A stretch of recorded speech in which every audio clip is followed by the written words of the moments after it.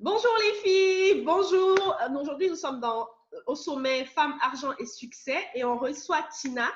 Tina qui est la CEO de Essimbi Mag et bien d'autres choses. Elle va nous raconter un peu son parcours, elle va nous raconter pourquoi le magazine Essimbi. Et bref, on va parler aujourd'hui avec Tina. Bonjour Tina. Bonjour. Alors Tina, présente-toi et on veut tout savoir. Bah tout, on va voir. Hein. Oui.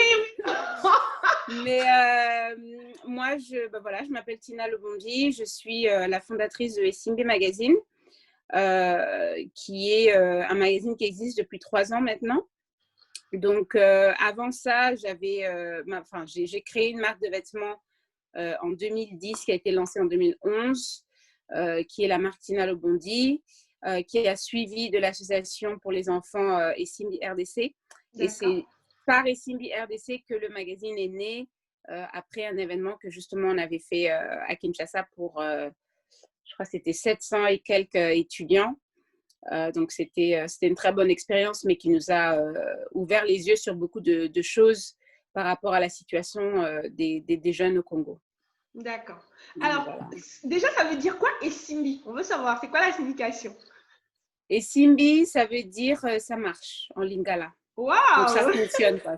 Ça roule. Ça roule. Cool.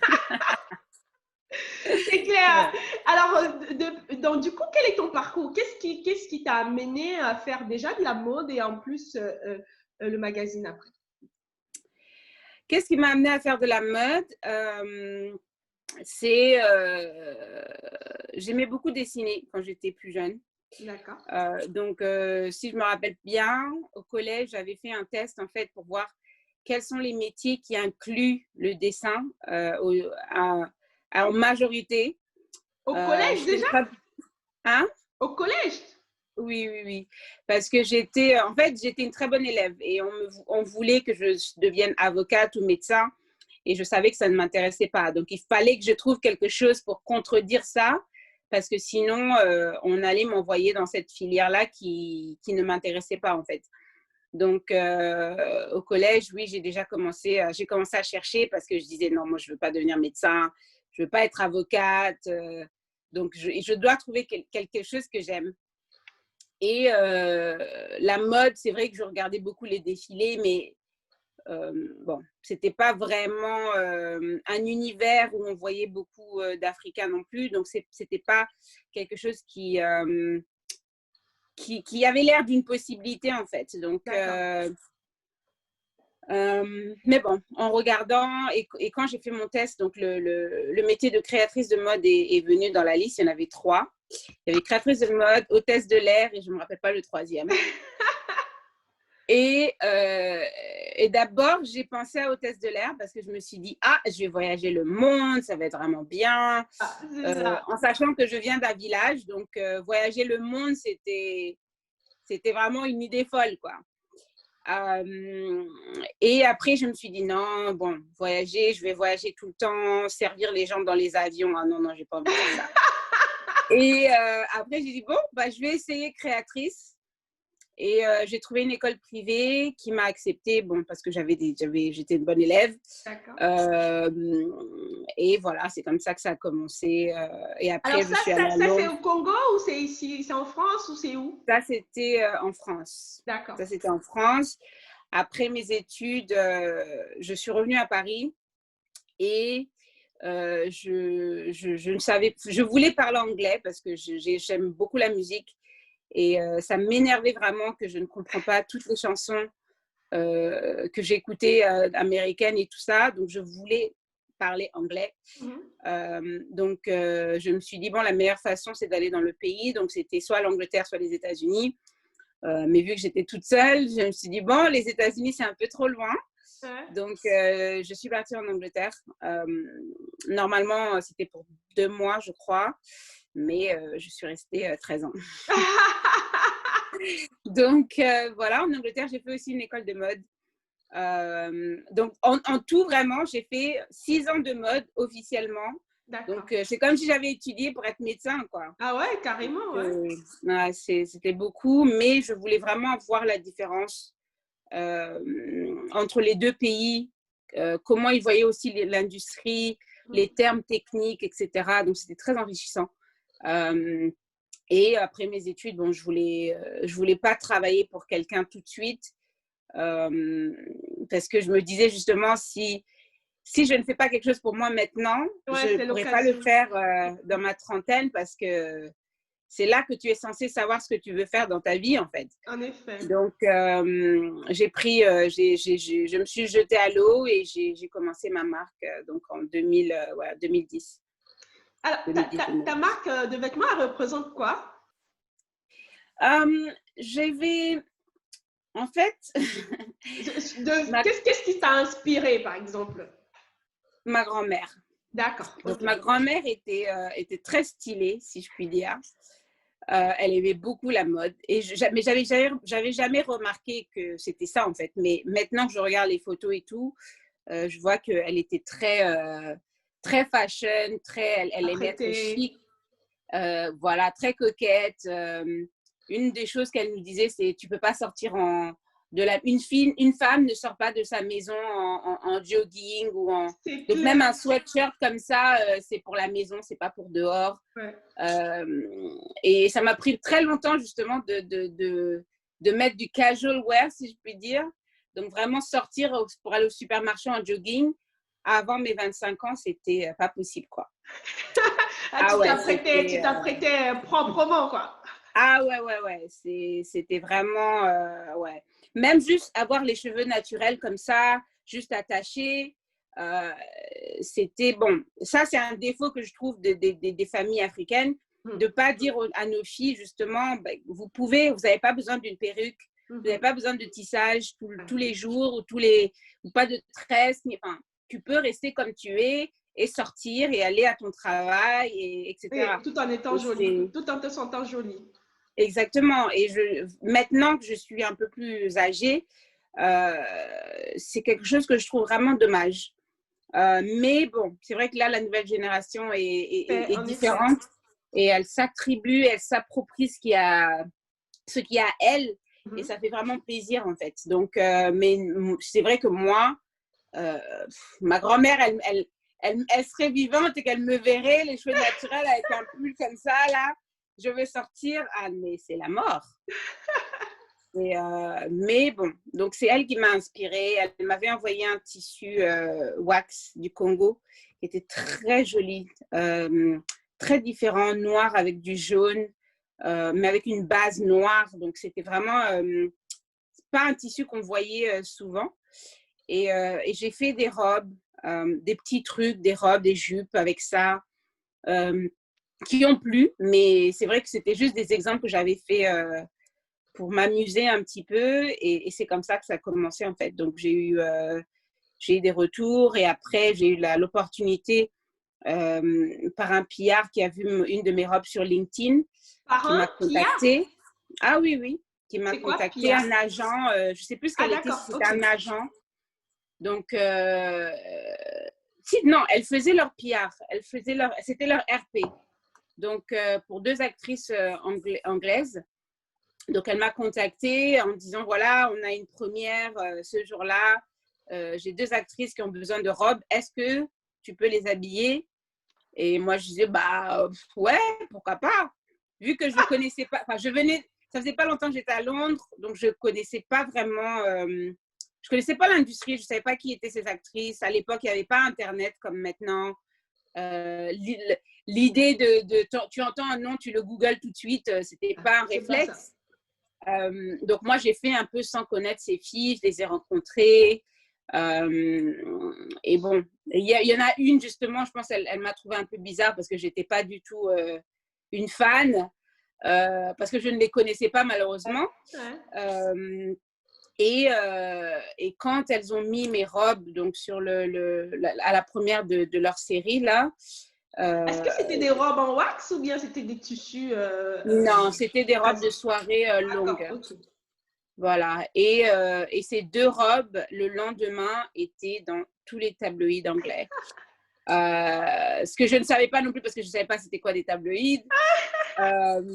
Et j'ai une amie qui travaillait pour un magazine afro à l'époque qui m'a appelée.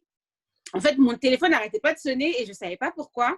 Et quand j'ai décroché elle me dit, mais Tina, tu es dans Hello, tu es dans OK, tu es partout, ta robe. Je dis, comment ça je suis? Qu'est-ce que tu me racontes? Et elle me dit, mais oui, mais les robes que tu as fait hier, elles sont partout. Et c'est là que je me suis rendu compte vraiment qu'est-ce que c'est du marketing et du PR, en fait. Ouais. Donc, ce jour-là, c'est là que j'ai commencé à avoir des commandes, des boutiques aussi qui m'ont appelée. Donc, je n'étais pas du tout préparée, pour être honnête. Parce que bon, maintenant que j'ai cette expérience, je peux dire vraiment, quand les boutiques vous appellent, il faut être prêt. Surtout dans ces temps-ci où les gens n'achètent pas, où l'industrie est plus difficile, les gens essaient d'économiser où ils peuvent. C'était vraiment intéressant. S'ils sont prêts à vous donner leur argent, il faut être prêt. Yes, exactement. Et donc du coup, qu'est-ce qui s'est passé? Est-ce que tu as pu honorer quelques commandes quand même? Oui, justement. Donc, après ça, j'ai rajouté, bon, vu que on m'avait donné des conseils, donc j'ai ajouté des pièges. Après, j'avais une collection, je crois, de 24 pièces. J'ai fait mon lookbook et j'ai fait mon site. Donc, j'avais mes photos. Et là, j'avais la première boutique qui m'avait fait une commande de mes robes en wax. D'ailleurs, c'est une boutique anglaise qui s'appelait S'appeler et qui avait commandé à l'époque, je crois, 40 robes. Et je me disais, mais 40, comment je vais faire 40 robes? Comment? Et je paniquais. Donc, pendant Est-ce que c'est toi-même qui les confectionnais ou tu les faisais faire par quelqu'un? Excuse-moi. Les deux à l'époque. Donc, à l'époque, je coupais et cousais quand j'avais le temps. Mais après cette première commande-là, j'ai dit non, moi, je n'aime pas coudre. Donc, je ne peux pas faire ça. Je ne peux pas m'asseoir toute la journée pour courir. Enfin, non, je ne veux pas. Je veux pas coudre. Non, je ne veux pas. Et c'était vraiment un non catégorique. Tu ne veux pas te transformer en usine. Ah ouais, non. J'étais vraiment non. Parce que je calculais vu que je n'aime pas coudre, je suis lente. Je suis une couturière lente. Et moi, j'ai horreur je ne peux pas prendre 2 jours à faire une robe. C'est impossible. Donc, j'ai calculé. D'abord, j'ai fait ma première pièce. J'ai fait mon exemple. J'ai calculé le temps que ça me prenait. D'accord. Et quand j'ai été voir des couturières et qu'elles me disaient « Ah, mais ça me prend ça », je les regardais « Toi, tu mens ». Donc, et c'est comme ça que j'ai pu aussi avoir des gens bien avec qui je pouvais travailler parce que j'ai eu cette expérience moi-même de calculer un peu le temps que ça me faisait pour ne pas me faire arnaquer. Parce que dans cette industrie, on va te dire « Oui, je te fais un patron pour 1 000 €, je te fais ça pour machin ». Alors qu'ils vont te dire, oui, ça me prendra 10 heures pour faire un patron, alors que ça prend, quand tu fais des patrons, ça te prend 1 heure, tu as fini. D'accord. Donc, si je n'avais pas eu cette expérience de moi-même, de savoir comment faire mes vêtements moi-même, je me serais fait arnaquer, ça c'est clair. D'accord. Ouais, donc c'était ça ma première expérience de ma première commande. Et après, bon, j'en ai eu aux États-Unis, j'en ai eu en Belgique, j'en ai eu un peu partout. Mais on va dire que j'ai vraiment appris ce métier sur le tas. Sur le tas, oui. Par expérience. Tu n'as pas travaillé pour quelqu'un dans le domaine pour te lancer. C'était vraiment, boum, dans le bain, quoi. Ouais. Et aussi, ce qui, comme je disais tout à l'heure, en tant qu'adolescente, je ne pensais pas du tout que ce métier me ferait voyager dans les pays où je suis allée. J'ai découvert l'Afrique du Sud, j'ai découvert les États-Unis. Enfin, j'ai découvert vraiment le monde, un monde que je ne connaissais pas et un monde surtout que je ne pensais pas que la mode m'apporterait. Et aussi ma famille, bon, qui n'approuve pas du tout de la mode. Jusqu'aujourd'hui, ils n'approuvent toujours pas? Non. Maintenant, je pense qu'ils s'en fichent. Mais si je dis oui, je suis créatrice, c'est mon métier, ils vont me regarder, ouais, ok. Donc, c'est plus ouvert aujourd'hui, c'est plus à la mode. Il y a plein de jeunes créateurs sur le net. Alors pourquoi ils n'acceptent pas finalement? Bah, faut déjà dire que Notre culture, on va peut-être? dire, c'est pas des gens qui sont sur le net justement. C'est pas des gens Ah, d'accord, ok. ils sont, je veux dire, mon père, il n'est pas sur Instagram. Mon père, il n'est pas. Pour qu'il ait un email, enfin un email, c'est déjà tout un problème. Donc, oui, parce qu'il fonctionne encore à l'ancienne, si je puis dire. Donc, c'est vrai que c'est après que j'ai commencé à avoir des contrats, que j'ai commencé à dire, bah voilà, là, même avec le magazine aussi, quand j'ai commencé le magazine, je ne pensais pas que le magazine allait m'emmener dans des pays pour couvrir des événements. Là, j'étais à Abidjan, là, je vais aller à Dakar, j'étais à Brazzaville il y a une Non, semaine. c'est bon. On parle du magazine ou pas? On commence le magazine. Donc, bon, voilà. Donc, pour revenir sur ma marque, ça m'a vraiment beaucoup apporté. Ça m'a permis de rencontrer une de mes idoles aussi, qui était l'actrice Tandy Newton, que j'avais vue quand j'étais adolescente dans la série Urgence. Et mon rêve, c'était de la rencontrer. Donc, quand je l'ai rencontrée et qu'elle a porté mes vêtements, c'était, voilà quoi. C'est comme on dit, on se met des objectifs dans la vie. Et ça, c'était l'un de mes objectifs. Et après l'avoir atteint, bah, il fallait en faire des autres. Et ça c'est aussi un concept que je trouve très bizarre d'ailleurs. On nous dit aie un rêve. Comme si quand tu as un rêve, c'est ta vie en fait. Non, parce que quand tu as un rêve et que tu travailles pour ce rêve, tu vas forcément l'avoir. Donc, après avoir accompli cette première étape, tu as besoin d'autres rêves. Donc, quand on nous dit, il ne faut pas rêver, il faut rêver et il faut en avoir plusieurs. Parce que si tu n'en as qu'un, bah, quand tu l'as atteint… Moi, j'aime bien la phrase qui dit la réussite, c'est pas la destination, en fait, c'est le chemin. Parce qu'au fur et à mesure qu'on avance, forcément, nos ambitions grandissent. C'est pas, OK, je suis arrivée là, je m'arrête. Sinon, on meurt, quoi. La créativité, c'est tous les jours et la conquête de quelque chose, en fait. Tout à fait, tout à fait. Et c'est ça qui est dommage parce que la plupart des gens le savent et le comprennent, mais on est toujours dans un système éducatif qui ne nous apprend pas ces choses-là et qui nous mettent en fait dans des boîtes alors que quand on sort de cette boîte, on nous dit bah, sois individuel. Mais comment vous voulez qu'on soit individuel alors que vous avez essayé de nous conditionner pour être dans une boîte? Dans la même boîte, bah, en effet.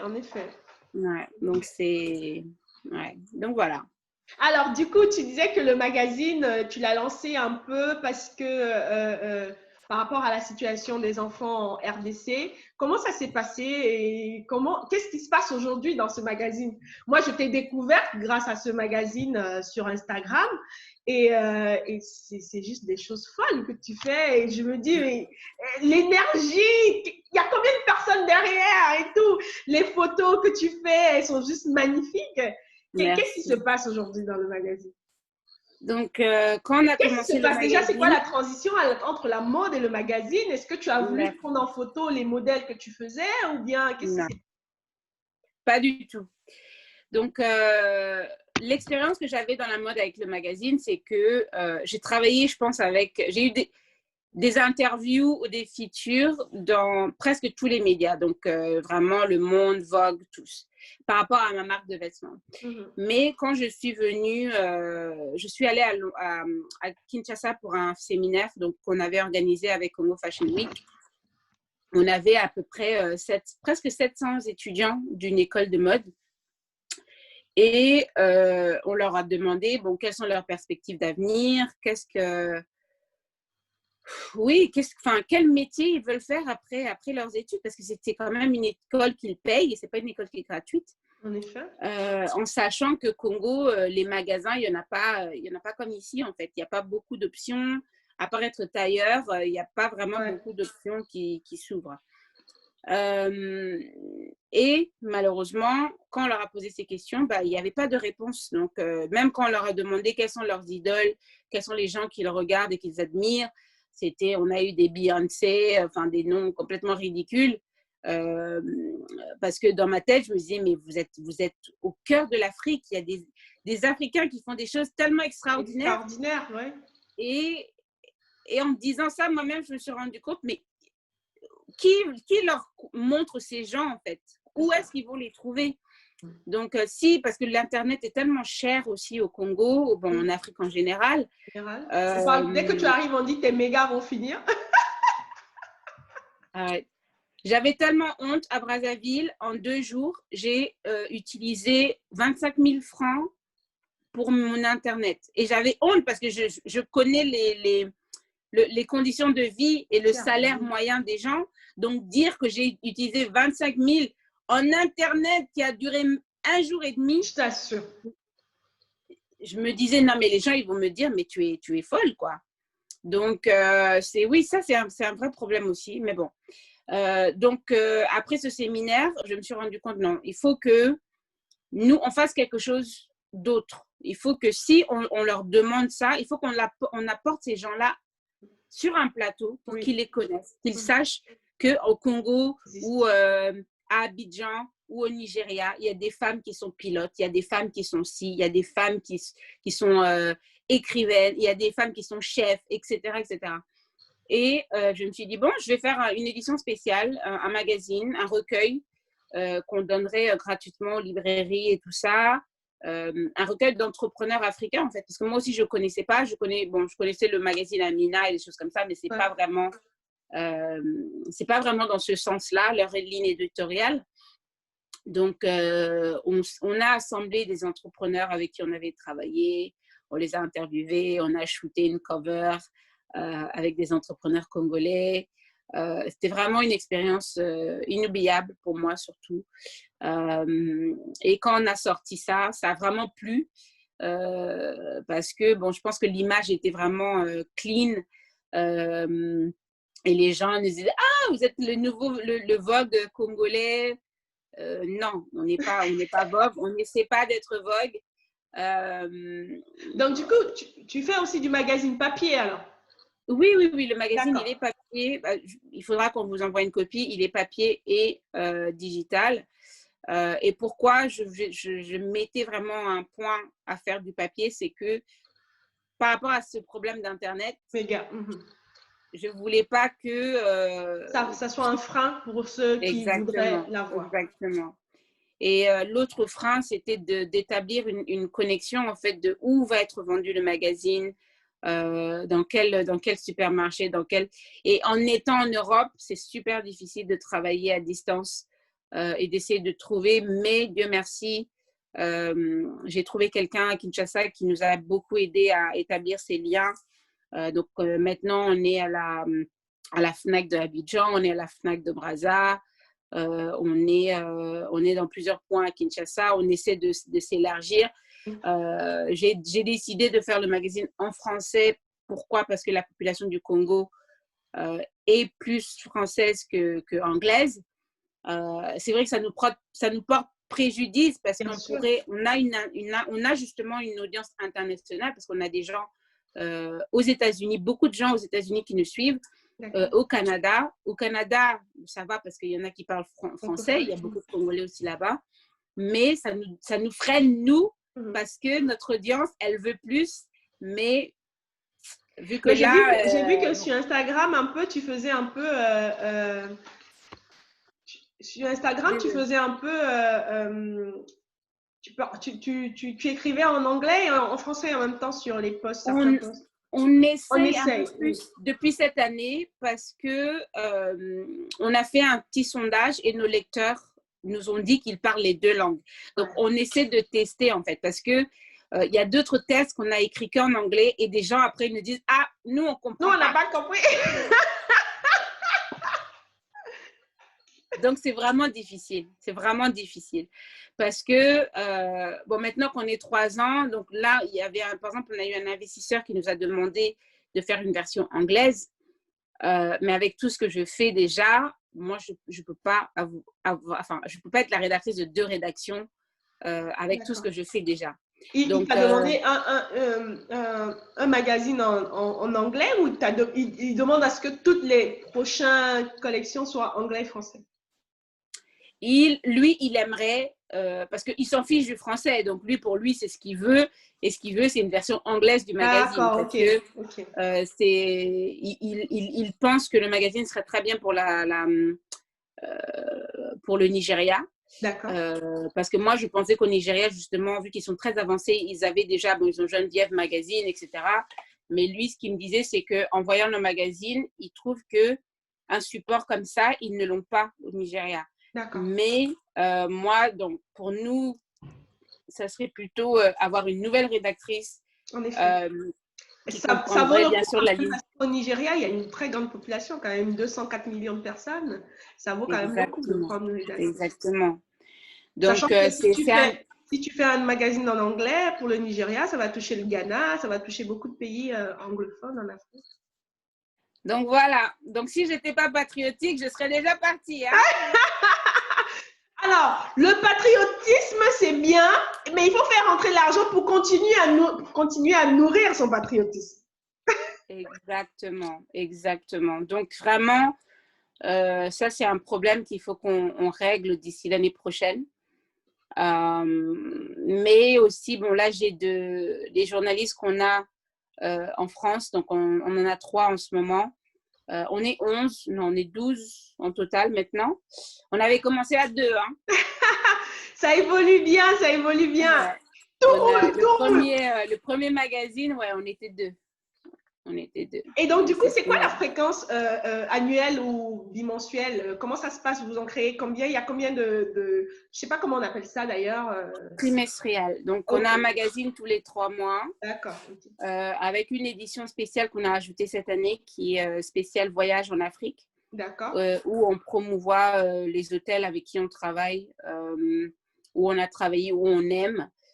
Et aussi, on parle un peu avec les blogueurs et tout ça pour faire comme un city guide en fait. D'accord. Donc, ouais. Donc, ça, c'est. Là, justement, on va commencer à préparer le prochain pour janvier. Mais donc, maintenant, ça nous fait 5 éditions au lieu de 4. Mais c'est vrai que. Ah, c'est dur. Alors, du coup, on enchaîne vu que tu dis que c'est dur. Quels sont les défis et les challenges? Quels sont les défis? Qu'est-ce qui est difficile ou alors qui t'étire en fait, dans le sens où tu dois prendre une décision qui est bien pour le magazine, mais en même temps, ça se stretch quoi, au point où tu te dis, ça c'est un challenge, il faut que je le réalise ou alors c'est un défi, il faut que voilà, j'abandonne, je passe à autre chose. Je sais qu'il y en a beaucoup. La preuve, tu viens de dire, c'est dur. Non, c'est vraiment dur parce que les gens, je pense que les gens ne se rendent pas compte du travail derrière. Parce que là, par exemple, bon, moi j'ai appris que le magazine Diva n'avait pas imprimé depuis avril avec le confinement et tout ça. Donc, nous, c'est aussi une pression parce qu'on se dit, on ne veut pas, maintenant qu'on s'est lancé dans cette aventure, on ne veut pas le laisser, on ne veut pas abandonner en fait. Parce que c'est pas comme si on a des investisseurs derrière qui nourrit le magazine. Le magazine, c'est le mien et c'est moi qui paye. Donc, si moi, j'ai pas cet argent et qu'on n'a pas de publicité, on ne peut pas continuer, en fait. Donc, d'accord. Du coup, avant de revenir sur les challenges, quel est le business model de ton magazine? Est-ce que tu reçois les ventes des FNAC et autres? Comment ça se passe? Ouais.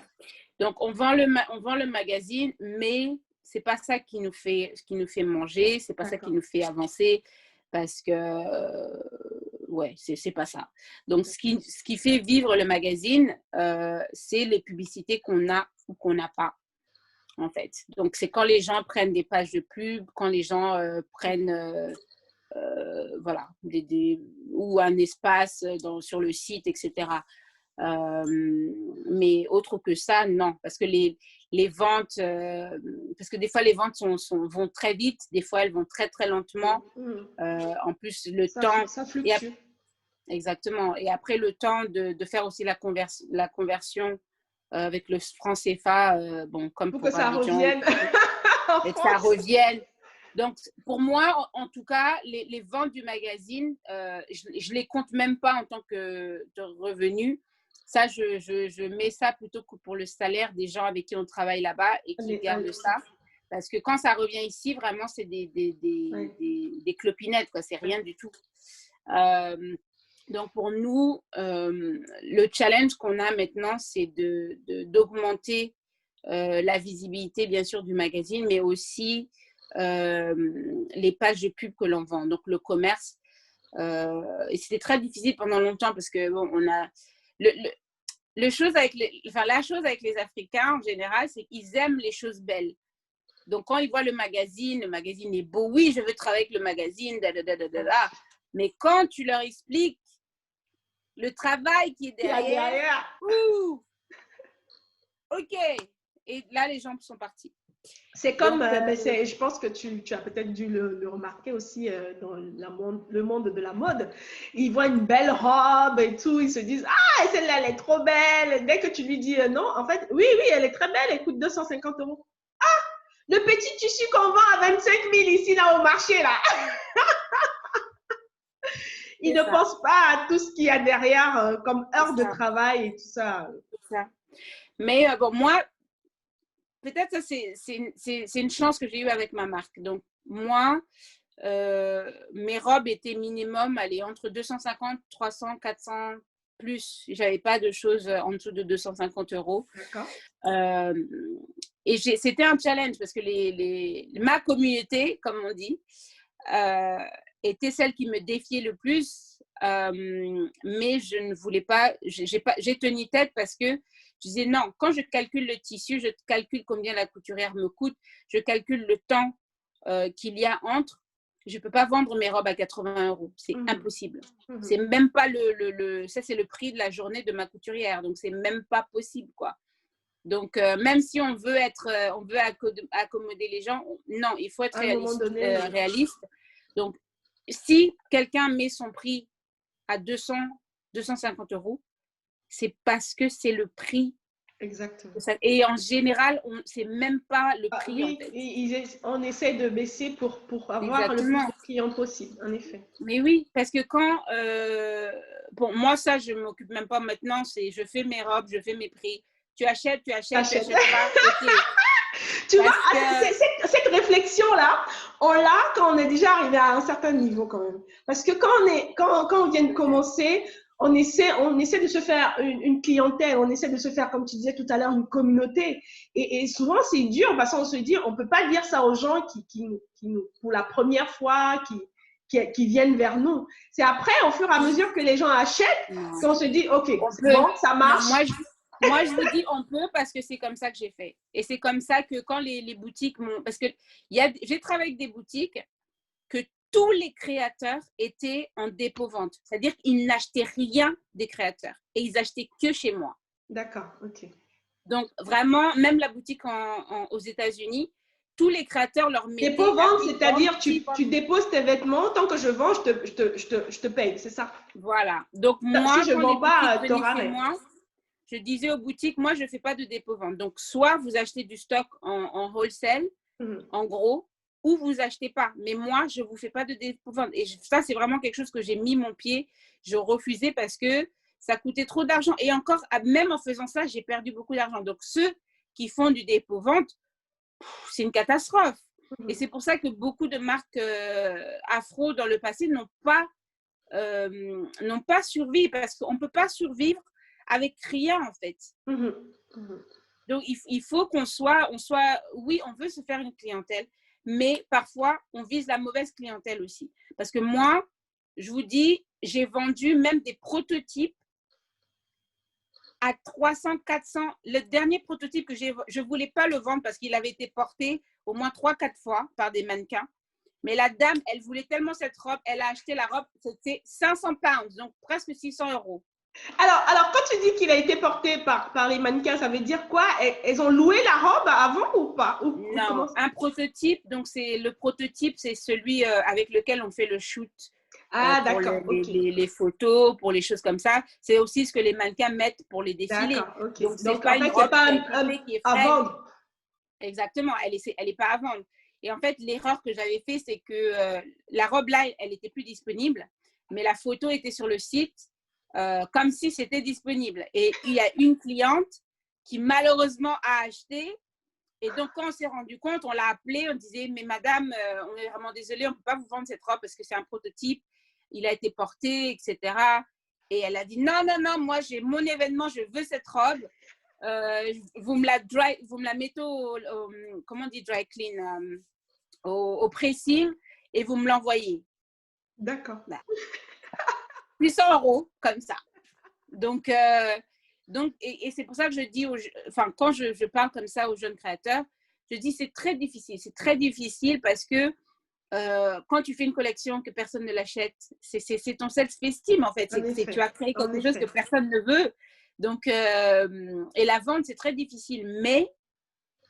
Mais il faut savoir quelle est la qualité que tu as et quelle est la particularité de ton produit. Et si tu ne crois pas en ton produit, personne ne va l'acheter. Donc, moi, je veux dire, j'ai appris ça aussi parce que, bon, j'ai fait des trade shows. J'en ai fait un à Paris. Je me rappelle, il y avait une fille qui était venue, qui avait vu une de mes robes en wax. C'était il y a 10 ans. Hein. Donc, à l'époque, il n'y avait pas autant de wax autour. Et aussi, les wax que je choisissais, on n'aurait pas dit du wax. D'accord. Et je me rappelle toujours parce que cette fille, elle est venue, elle a vu mon stand, elle est passée, elle est revenue et elle dit, ah, mais vous avez vraiment des choses originaux. C'était des formes assez simples, hein, mais les tissus étaient très, très beaux. Elle me dit, oui, vous avez des choses officielles. Combien coûte cette robe? C'était une mini-robe et je l'avais fait à 120 €. Et elle me dit, ah, mais c'est cher, mais c'est du wax. Je dis, oui, c'est du wax. Mais regardez bien la robe. Donc, elle a regardé. Elle est restée là pendant 1 heure. Hein. Regardez l'intérieur, regardez. Elle se demandait si ça valait le coup. Et vu que l'intérieur était propre, il y avait la doublure, il y avait tout. C'était vraiment propre. Les finitions étaient soignées. Finition, tout était soigné. Et elle regarde. Ah ouais, c'est beau. Hein. Oh là là. Est-ce que je peux essayer? Elle essaye, elle prend des photos. Puis elle fait, mais c'est combien déjà? Je redis encore le prix. Ah, mais c'est un peu beaucoup. Hein. Vous ne pouvez pas me la faire à 80 €? J'ai dit non, madame. J'ai dit non. Je ne vais même pas expliquer le pourquoi du comment. J'ai juste dit non, je suis vraiment désolée, je ne peux pas. Ah, ok, bon, c'est dommage. Hein, parce que moi, j'ai que 80 €. Je fais ok, c'est pas grave, une prochaine fois. Elle part. Elle fait un autre tour. Elle revient. Ah, mais je pense toujours à votre robe. J'ai dit oui, je sais. Elle repart. Et elle revient avec le cash. Et elle a acheté. Et j'ai dit, mais pourquoi vous faites ça en fait? Et ça m'est arrivé 3 fois. Une autre fois, c'était à Londres aussi avec une Brésilienne, la même chose. Et elle a acheté à la fin. Et elle me disait, ah non, en fait, la qualité, elle est super, donc je vais acheter parce que je sais que je vais la remettre encore et encore. Je dis, ben oui. Donc, il faut que vous arrêtez de marchander parce que en fait, c'est pas gentil vers les créateurs, quoi. C'est vraiment, c'est pas gentil, quoi. Et je me rappelle, j'ai une autre dame aussi, c'était je sais pas si vous connaissez le salon Afro, c'est combien? Afro Air UK. C'est le plus grand salon des cheveux afro. D'accord. Et là aussi, j'avais un stand et il y avait un gars, je me rappellerai toujours parce que je le regardais, je disais, mais lui, il est pas net, quoi. Donc, il avait ses robes qui étaient en soie, de la vraie soie, qui devrait coûter minimum 200 pounds, 200 plus. Et il a commencé à 150. C'est un Nigérien. Donc, les gens venaient, ah, mais non, c'est cher, c'est cher. À la fin du salon, à la fin des 3 jours, sa robe était à 20 pounds. Non. La bêtise. Moi, je le regardais ça, moi, j'ai dit, tu t'es tellement rabaissé, il n'y a personne qui va acheter cette robe. Mais c'est clair, non, mais c'est clair que si tu commences à un prix et que tu descends, en plus là, il a divisé le truc par 6, oui. Les gens vont se dire que finalement, c'est de la fausse soie, en fait. Et j'avais raison, il ne l'a pas vendu. Il n'a rien vendu. Et moi, qui avais mes prix plus... Parce qu'on était juste l'un à côté de l'autre. Mm-hmm. Et il m'a demandé comment je faisais mes prix. Je lui ai expliqué. Et moi, il y avait une dame, c'est elle qui m'a le plus resté dans ma tête. Une dame, elle était, je ne sais pas, dans la 50aine. Et elle voulait une de mes jupes. Donc, la même chose. Elle regarde l'intérieur, elle voit la doublure. Ah, il y a une doublure, blablabla. Le prix, ah, c'était, je crois, 80. Ah, mais c'est cher comme ça. Le wax, c'est pas aussi cher, blablabla, blablabla. Et moi, j'étais avec une de mes amies. J'ai dit, tu sais quoi, Et ma copine, elle me fait, mais tu veux pas essayer? Je dis non, non, non. Je discute pas avec elle, je veux pas. C'est une perte de temps. Si ça l'intéresse pas, elle laisse. Elle laisse. Moi, je préfère ne pas vendre que de baisser mon prix à 10 euros, quoi. Et donc, à la fin de la journée, la dame est revenue pour acheter la jupe. Donc, c'est pour ça que pour moi, les gens, ils jouent avec toi, en fait. Ils jouent avec toi pour voir jusqu'à quand tu vas descendre.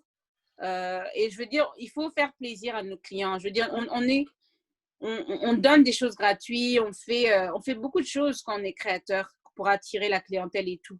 Mais il faut savoir choisir, en fait. Il faut vraiment savoir choisir, mais se rabaisser à la demande du client, ça porte préjudice à la personne, en fait, et à la marque, malheureusement. Donc, ouais. Donc, du coup, mais c'est des expériences. Si je n'avais pas vécu ça, je n'aurais pas su. Et donc, du coup, aujourd'hui, tu les appliques un peu dans SMB Mag, quoi. Yeah. Parce qu'on a beaucoup de gens qui nous marchandent, bien sûr. Ils veulent une page de pub à 100 euros. Je dis, mais vous êtes malade. Les chiffres aujourd'hui sur le site SMB Mag, quels sont les chiffres en termes de visites? Chaque mois, on a au moins 15 000 visiteurs. Chaque mois? Au moins. D'accord. Ouais. Sur le site, Instagram, c'est beaucoup plus parce qu'on atteint en général les 300 000. Ça dépend. Par exemple, là, ce mois-ci, on a eu une vidéo qui a atteint 200 000 vues. Donc, ça nous a ramené énormément de passages. D'accord. Mais ce sont des vues organiques? Oui, organiques. Okay. Et j'étais vraiment surprise parce que cette vidéo, moi, quand je l'ai vue, je dis, ah, c'est intéressant, mais jamais de la vie. Tu n'auras imaginé que… ouais, voilà. Mais en général, sur Instagram ou sur nos plateaux réseaux sociaux, on a au moins 300 000 vues par mois. D'accord. Ouais. Okay. Et donc, du coup, tu as une page, comme tu disais tout à l'heure, une page pub sur le site, ça vaut combien à peu près? Sur le site. Et surtout, comment est-ce que… Quelles sont les offres? Est-ce que tu fais la pub tout le mois ou bien une fois par semaine ou bien de la personne qui voudrait acheter? Ça dépend. Donc, sur le site, vous pouvez avoir un emplacement, en fait. D'accord. Et l'emplacement reste 1 mois, 2 mois, 3 mois. En général, on essaie de laisser les 3 mois pour que vraiment ça donne la visibilité à la marque. D'accord. Et ça, je crois que c'est 300, mais je ne sais plus 300 pourquoi, en fait. D'accord. Mais okay. par exemple, dans le magazine, c'est 1 000 € la page minimum. Mais ça, c'est pour les entrepreneurs africains. Ok, je ne devrais pas dire ça, mais on a 2 prix. Ouais, ça, j'aurais pas dû dire en fait. Mais normalement, notre prix, c'est 2 000 €. D'accord, ok. Mais on fait 50% pour les entrepreneurs africains. D'accord, ok. Donc, j'espère que les autres ne vont pas regarder cette vidéo. Ouais. Bon, c'est trop tard. Mais donc, voilà. En général, parce que justement, je voulais pas… je veux promouvoir les marques africaines. Donc, on essaie… En fait, c'est ça ton créneau. Donc, oui, voilà. On essaie d'être flexible. Mais à chaque fois, on doit se justifier, en fait, parce que les gens ne comprennent pas. Et c'est pour ça que vous voyez le magazine Fascist Black qui avait commencé comme ça et qui a disparu aussi. Donc, parce que les gens, ils ne comprennent pas qu'il y a un tel grand investissement derrière, surtout pour imprimer en papier. Et c'est dommage. Et on ne peut pas continuer à se justifier. Si vous allez chez Vogue, pour un emplacement petit comme ça, c'est 500 €. Ils s'en fichent de qui vous êtes. Ils ne vous demandent pas, vous ne leur posez pas de questions. Si vous leur demandez une discount, c'est un non. Ils ne vont même pas vous répondre. Ils vont même vous bloquer. Vous voyez? Et si vous voulez prendre une page, il faut savoir que c'est minimum 30 000 €. C'est tout. Donc, c'est même pas… Et je sais qu'il y a beaucoup de personnes qui ne savent pas ces choses-là. Donc, on essaie d'expliquer parfois. Non, mais tu vois, moi, je suis complètement novice, moi, dans les pages.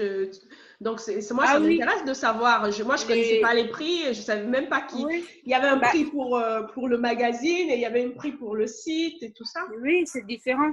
Mais je veux dire, par exemple, si vous voyez des publications comme Paris Match, avoir une page, c'est minimum 20 000 euros. Minimum. Vogue, c'est plus cher. Donc, c'est à partir de minimum, je dirais 30 000.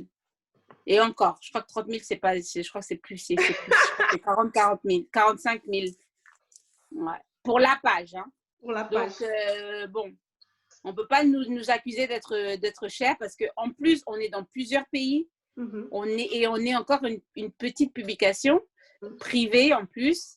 Là, on distribue, on a des lecteurs qui sont abonnés à l'année. On a en Allemagne, comme j'avais dit, au Canada, on a aux États-Unis, etc. Donc, on offre quand même une visibilité de la diaspora qui est assez grande. Donc, bon, c'est pour ça que on essaie d'avancer comme on peut, Ouais. mais parce que je trouverais vraiment dommage que la communauté afro n'ait pas de support qui leur ressemble. Mais la même chose, si les marques aussi et les gens qu'on essaie de promouvoir ne sont pas avec nous, ça ne sert à rien pour nous en fait, parce qu'on se bat en fait, on se bat contre les Africains qui ne lisent pas, contre les Blancs qui veulent pas que les Africains soient… Non, mais si, parce que on couvre la Fashion Week officielle de Paris et je peux vous dire, vraiment, il y a des marques, je ne vais pas les citer, mais les marques qu'on achète, que les Noirs achètent, que même les Africains, parce que c'est même l'Afrique du Nord, tous les Africains achètent et ces marques-là ne veulent pas de vous. Quand nous, on va les voir pour emprunter des vêtements pour habiller les célébrités afro, ils disent non. Pourquoi? Parce que notre magazine est destiné aux Africains. Et pourtant, les Africains qui vont chez Gucci et tout ça, là, moi, je rigole seulement parce que je dis, si vous saviez ce qu'on dit quand vous partez de ces boutiques-là, vous ne remettrez plus les pieds. Mais à chacun son truc. Donc, bon, on essaie de travailler avec les marques afro aussi, mais des fois, bon, elles nous font les fiers. Moi, si on nous fait un fier, tu joues un peu, on te dit, oui, tu peux habiller cette célébrité. Ah oui, mais là, je n'ai pas de stock. OK, bye. Parce qu'on n'a pas le temps, en fait, de jouer. On n'a pas le temps parce qu'on a des marques qui viennent nous voir, mais quand tu leur proposes d'habiller une célébrité, ils ne sont jamais prêtes. D'accord.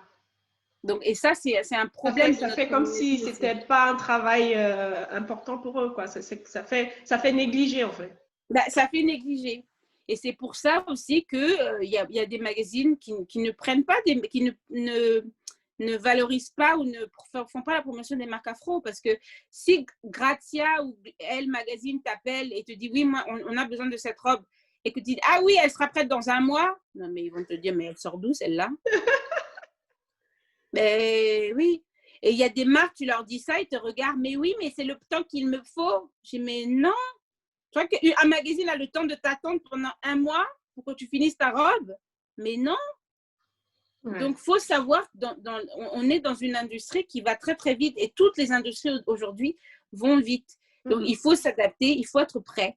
C'est-à-dire qu'il faut investir et c'est beaucoup d'argent. Moi, je veux dire, là, je suis en train de refaire ma collection. Je dois préparer les choses que je vais donner gratuitement à certaines célébrités que j'ai sélectionnées. Pourquoi? Parce que c'est pas seulement parce que ça sera peut-être de la visibilité, parce qu'on peut habiller une célébrité et ne rien vendre. Hein. Ça s'est vu. C'est plus souvent que l'inverse d'ailleurs. C'est très peu de célébrités qui vendent bien les produits des marques qu'ils promouvoient. Mais bon, ça, c'est une autre histoire. Mais donc là, quand je fais ma préparation, il faut que je prépare les choses que je vais donner gratuitement, les choses qui vont être pour les magazines, et tout ça, c'est du budget.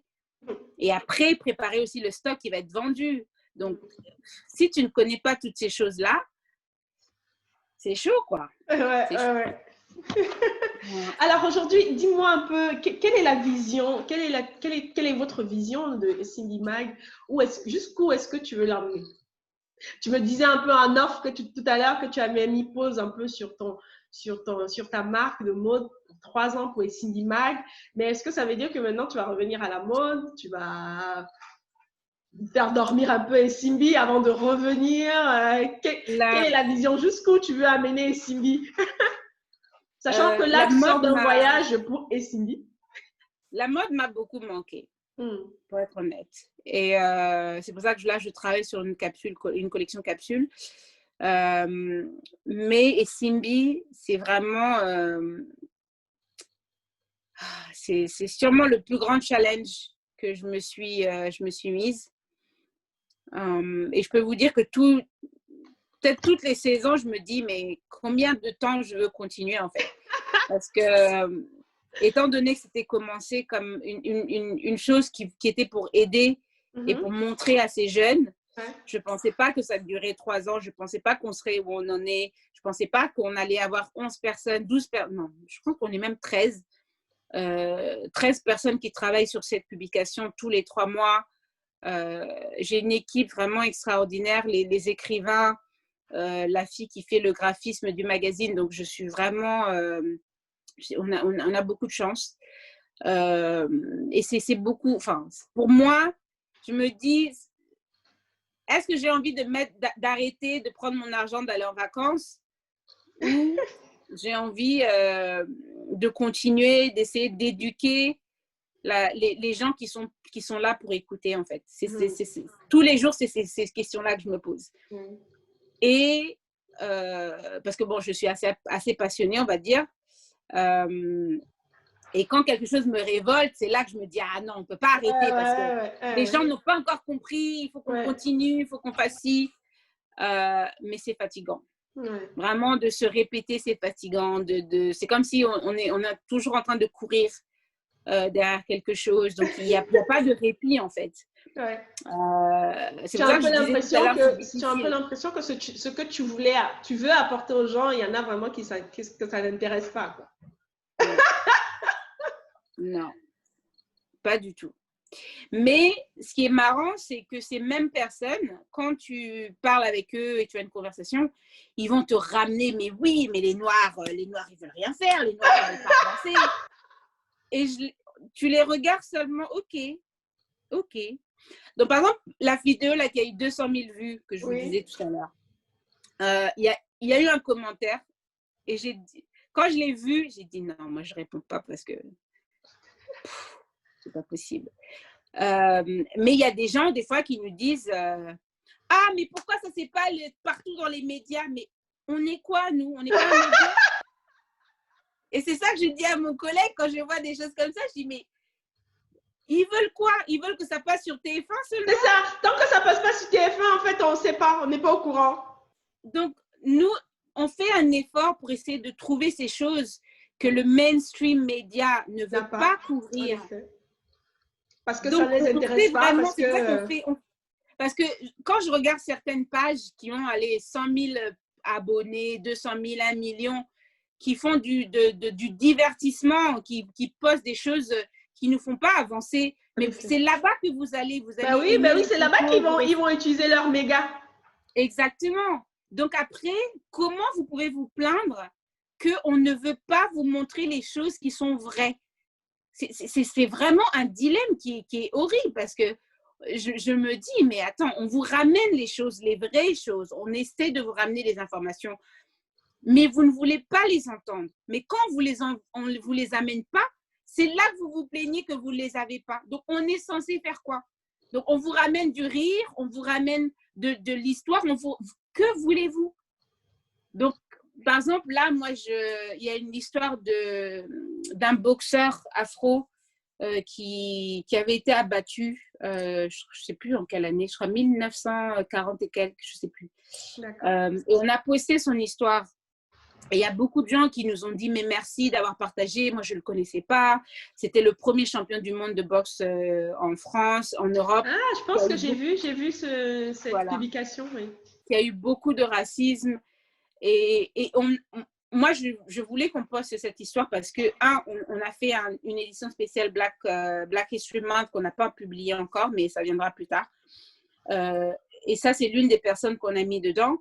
parce que je me disais, il faut que les gens comprennent que le racisme, on n'arrête pas de le répéter, mais le racisme n'est pas né d'hier. C'est clair.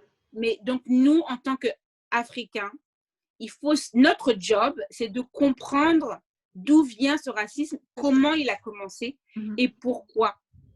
Et tant qu'on n'aura pas tous compris ces raisons-là, on ne va pas avancer parce qu'on ne comprend pas ce qu'on nous fait, pourquoi on nous déteste, pourquoi on veut nous voir souffrir, pourquoi il se pose la question que le Covid n'a pas tué les Africains en millions. Non, mais c'est quoi cette question?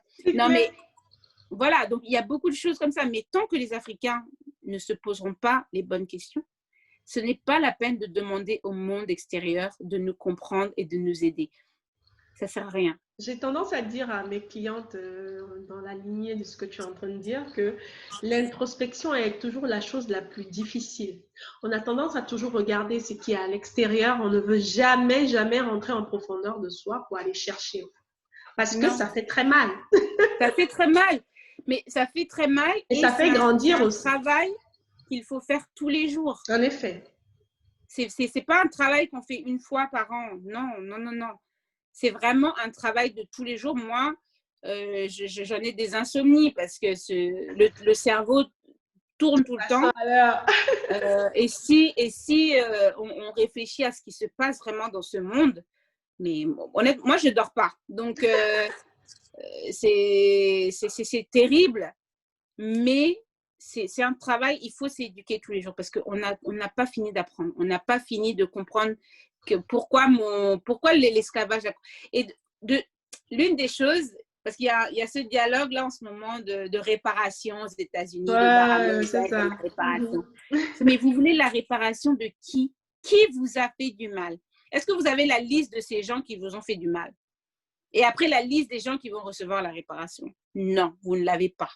Donc, par où ça va commencer en fait? Donc, c'est vraiment difficile. Et vous, en tant que Nord-Américain, il faut que vous disiez, oui, je suis africain, je ne suis pas américain, je ne suis pas d'ici en fait. Il faut que vous dans votre tête, ça dans clair. En effet.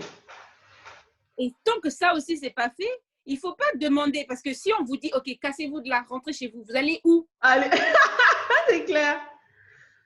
C'est de la logique, non? En effet. Vous allez aller dans quel pays? Vous ne savez pas d'où vous venez. Mais vous voulez la réparation. La réparation de quoi? Qu'on vous emmène chez vos ancêtres? Oui, mais dites-nous, vous venez d'où? Mais vous ne le savez pas. C'est difficile. C'est un sujet très difficile. Mais les gens en Amérique, ils ne peuvent pas avoir cette conversation parce qu'ils ne savent pas d'où ils viennent. Ils ne savent pas. Et quand on ne sait pas d'où on vient, c'est compliqué d'avancer. C'est compliqué. Donc, la vision de SMB Mag. Donc, on l'amène où SMB Mag? Pour moi, le magazine, c'est vraiment je veux que ce soit la réflexion de la diaspora.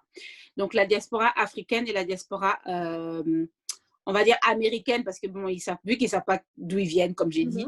Là, on a interviewé des gens des États-Unis, donc le styliste de Zendaya, par exemple, dans la dernière édition.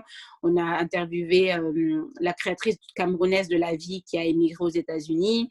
On a interviewé la fondatrice Claire Solmeus de Fashion Bomb Daily.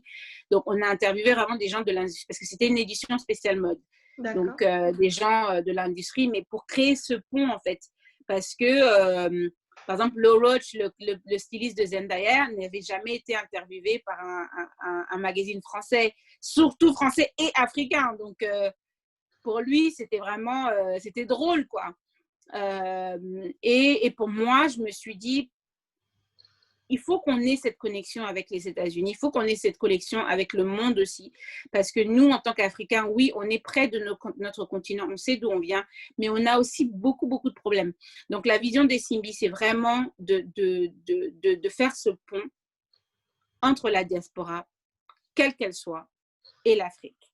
Donc, nous promouvoir entre nous, savoir qui on est, savoir ce qu'on fait, nos entreprises, et voilà, et surtout promouvoir nos pays, le tourisme dans nos pays, pas pour que les étrangers viennent, mais pour que nous, on vienne. On vienne, c'est ça.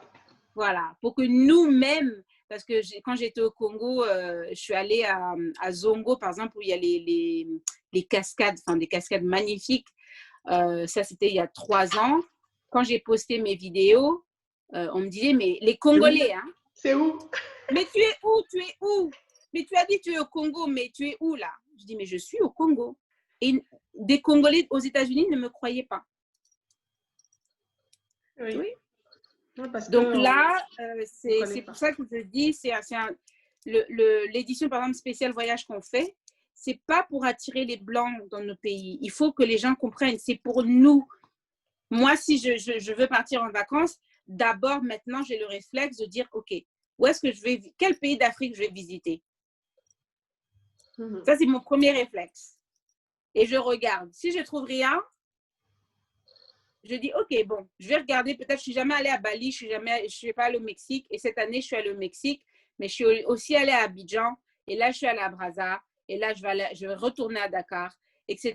Donc, il faut que les Africains aient ce réflexe-là de se dire, bah, moi, si je veux aller dans ma lune de miel, bah, je vais à Zanzibar.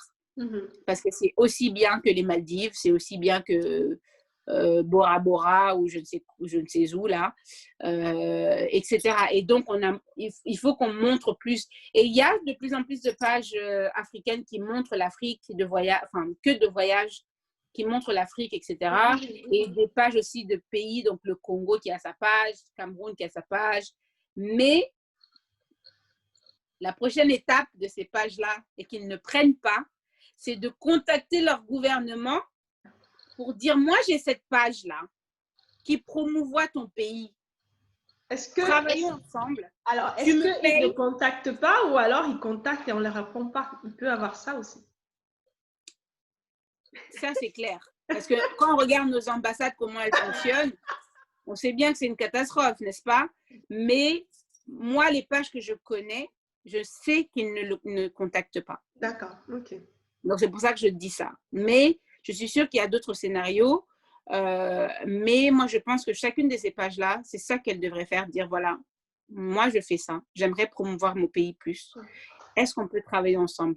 Parce qu'au pays, je sais qu'il y a des photographes qui commencent à faire ça aussi et qui sont invités, par exemple, par des hôtels pour prendre des photos, Mais si ces hôtels-là ne te payent pas, il ne faut pas le faire. Ouais. Parce que le marketing n'est pas gratuit. Ils ont tous un budget marketing. Tous les gouvernements aussi ont un budget marketing. Donc, quand ils te demandent de travailler gratuitement, c'est qu'ils se moquent de toi. Mais oui, parce qu'ils préfèrent donner de l'argent à un magazine européen. Voilà. Exactement. Bah, faut regarder le Rwanda qui a investi combien de millions? 40 millions sur le PSG ou je ne sais pas quelle équipe, là. Donc, vous n'allez pas me dire qu'ils n'ont pas d'argent pour leur marketing. C'est ça, exactement, exactement. Merci beaucoup, Tina. Vraiment, merci de nous avoir partagé ton expérience, ton parcours. Est-ce que tu as un petit mot aujourd'hui à donner à ces femmes-là qui aimeraient se lancer, quelle que soit l'activité, et qui hésitent? J'ai des excuses comme j'ai des enfants, j'ai un mari qui ne veut pas. Qu'est-ce que tu as envie de leur dire? Est-ce que tu as envie de partager quelque chose avec elles? Bon, déjà, moi, j'ai pas encore choisi mon mari et j'ai pas encore d'enfant parce que bon, je sais pas si j'en veux déjà, mais je pense que dans un couple, ce qui est important, c'est d'être avec une personne qui te laisse la place de grandir et de faire tes propres choses. Parce qu'à la fin de la journée, on est des individuels et on a besoin de notre espace pour s'épanouir, pour machin. Et si on n'a pas une personne à ses côtés qui comprend ça, c'est déjà très difficile. Mais moi, je connais des mères de famille à Paris qui ont 3-4 enfants et qui sont des entrepreneurs, mais à fond la caisse, quoi. Donc, c'est possible. Et moi, je les admire parce que je me dis, si j'ai des enfants, j'aimerais continuer à être comme ça. Donc, celles qui sont déjà dans la situation où elles ont des enfants et un mari, c'est déjà trouver qu'est-ce qui vous passionne. Parce que moi, ça m'a pris beaucoup de temps de savoir qu'est-ce qui me passionne. Des fois même, je doute que je ne sais pas qu'est-ce qui me passionne. Non, mais c'est vrai, c'est Non, des questions. je rigole, et c'est pas pour me moquer, mais c'est parce que Ouais. c'est pareil, je fais ce que je fais aujourd'hui, mais en même temps, j'ai 10 000 choses en tête que j'ai envie de faire. Oui, Et oui. c'est la C'est vie. difficile parce que quand on est créatif, surtout, c'est très difficile de choisir une chose. Et moi, j'admire les gens qui. J'admire beaucoup les gens qui savent quelle est leur passion. Quand tu sais, moi, je veux chanter et tu ne veux rien d'autre. Moi, je veux danser et tu ne veux rien d'autre. Ça, c'est un don, quoi. C'est vraiment un cadeau de Dieu de savoir ce qu'on veut dans cette vie. Donc, moi, je connais une entrepreneur qui a une famille et tout, qui était très bonne en cuisine. Elle travaillait dans la finance. Elle n'a pas aimé. Elle s'est rendue compte qu'elle était très bonne cuisinière. Elle a monté sa société de traiteurs qui marche super bien. Donc, savoir ce qu'on peut faire, trouver déjà ce qui nous passionne ou ce qu'on aime, et commencer petit. Mais la clé, c'est de commencer. Parce que si tu ne commences pas, tu ne vas pas savoir. Tu vas pas savoir si tu aimes et tu vas pas savoir, parce que personne ne sait si tu vas réussir ou pas. C'est clair. Même pas toi, Personne. Et on peut se dire, moi, je peux dire, bah voilà, le magazine fonctionne maintenant. Dans un an, je peux me dire, allez, j'en ai marre, je ne veux plus. Vous voyez? Donc, on ne sait pas ce qui va se passer, mais il faut toujours commencer. Parce que des fois, quand tu commences, tu vas te rendre compte, ah ben en fait, j'aime pas ça. Je pensais que j'aimais bien, mais en fait, non, j'aime pas. Parce qu'on ne comprend pas forcément le métier qui nous passionne. Donc, commencez, prenez le pas. Si vous avez besoin d'un coach, allez voir un coach. Sachez que le marketing est super important. Quelqu'un qui va vous dire que le marketing n'est pas important, c'est un menteur. Le marketing est très important, mais il faut connaître votre industrie pour aussi ne pas vous faire arnaquer, de savoir ce dont vous avez vraiment besoin pour mettre en place votre projet. Il y a plein d'organismes qui vont vous aider aussi gratuitement, et il y a aussi des financements qui existent en petit. Moi, je ne conseille pas de prendre des prêts. C'est clair. Ne vous endettez pas. Commencez petit avec votre argent si vous pouvez. Parce que aussi, quand on a un investisseur, il y a des investisseurs qui investissent pour tuer votre entreprise. Et ça, il n'y a pas beaucoup de gens qui le disent, mais c'est la vérité. Moi, je l'ai vu. J'ai vu une fille à Londres qui a construit sa marque, qui vendait dans les marchés et tout. Elle a été rachetée pour 1 million. Elle avait fait sa marque pendant 10 ans. Elle a été rachetée donc pour 1 million par une société d'investissement. Ils ont tué sa marque en bout d'1 an et demi. Elle existe plus. Alors, ils ont racheté, c'est-à-dire, c'était eux les maîtres maintenant, mais ils travaillaient dedans, ou alors ils ont racheté et elle n'avait plus rien. Ils ont racheté toutes les parts. Donc, elle avait plus son mot à dire sur la direction, sur les designs. Moi, j'achetais chez elle tous les jours. Vraiment, tous les mois, je dépensais, je ne sais pas, j'achetais une tenue chaque semaine. Donc, quand j'ai vu le changement, dès que ils ont acheté, j'ai vu le changement tout de suite. Et j'ai dit à la vendeuse, mais qu'est-ce qui se passe? Parce que je vois qu'il y a un changement. Et la vendeuse, moi, elle ne voulait pas me dire. J'ai dit, bon, OK. Et je revenais et j'ai arrêté d'acheter parce que c'était plus l'essence de la marque. Et j'ai remarqué, boum, après 1 an et demi, 2 ans, la marque n'existe plus. D'accord. OK. Donc, pas d'investisseur pour commencer. Non, il y en a. Ça dépend dans quelle industrie vous allez. Oui, bien sûr. Il faut être prêt, et vous pouvez avoir un investisseur qui est passionné par vos produits. Et ça, c'est les meilleurs investissements. Donc, la personne doit être passionnée par vos produits et elle doit vouloir vous grandir. Mais si c'est juste quelqu'un qui va mettre de l'argent, ça, c'est dangereux parce que tu ne sais pas c'est quoi leur motivation. Exactement. Yeah. En tout cas, commencez en tout cas. Commencez, lancez-vous et voyez ce que ça donne. On ne peut savoir que quand on commence. Exactement. Merci beaucoup, Tina. Bon, les filles, on se voit à la prochaine intervention. Allez, au revoir. Ciao, ciao. À bientôt.